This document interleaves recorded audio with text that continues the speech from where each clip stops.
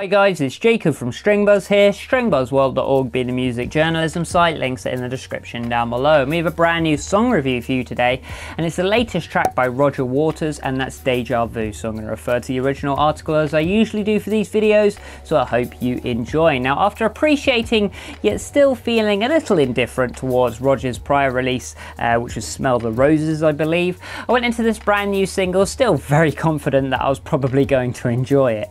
The guy is aging like a fine wine at this point, creating some of his most genuine and sincere work towards the back end of his very illustrious career. So shall we see what I thought of this brand new track? Well, I actually thought it was great, and I found it almost haunting in so many different ways. It's like a Bob Dylan type track, but with a little British twang to it and a little more realism about it as well. It just felt a bit more visceral, I guess. Each layer is a bit more poignant and grabs hold of the foreground of the mix really well in the sort of retrospective sections. And I liked how the track really fleshed itself out, allowing for each section to really flourish as the lyrical content grew deeper and deeper and more haunting.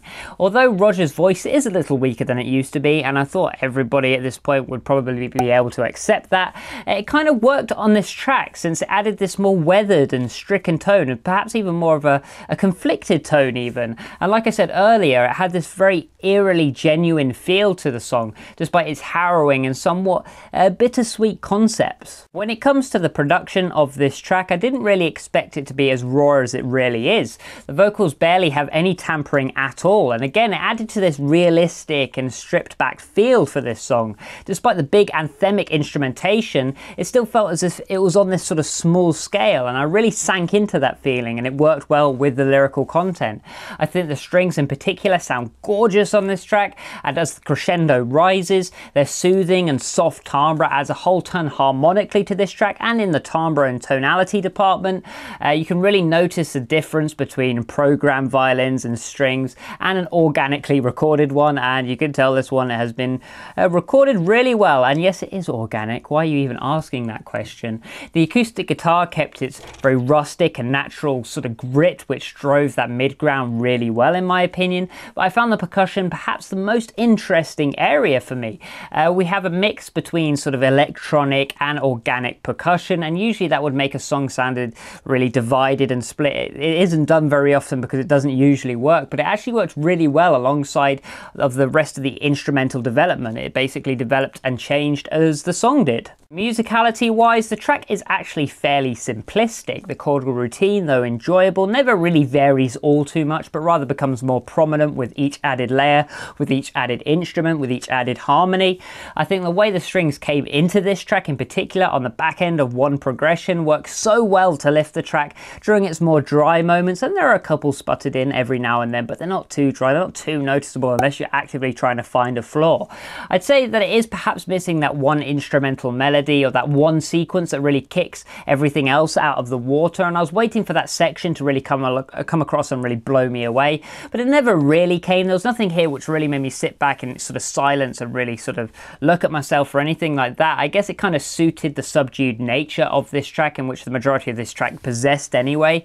Roger also puts in a very, very solid vocal performance here, with each lyric being dramatized expertly well, with the odd big and exciting note thrown in every now and then to add some more emotional weight to this track, some more substance, and I thought that was a great inclusion as well. I must admit, I love the lyrics of this track though, and although they are strictly metaphor driven and perhaps aren't as direct as what many people would prefer in this day and age, I think the modern approach to writing lyrics is more about being concentrated and focused. I must admit I was moved each and every time I re-listened to this track. It takes some real gusto and know-how to move someone multiple times on replays of one track. So all in all, my best comment for this track is that it's incredibly unique. It's unlike anything I've really heard before or had the chance to really review.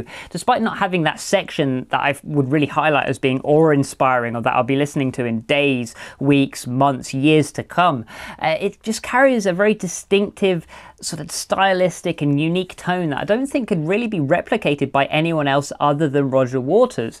If you're a fan, it's a must listen, and it will invoke feelings that you probably never thought you even had.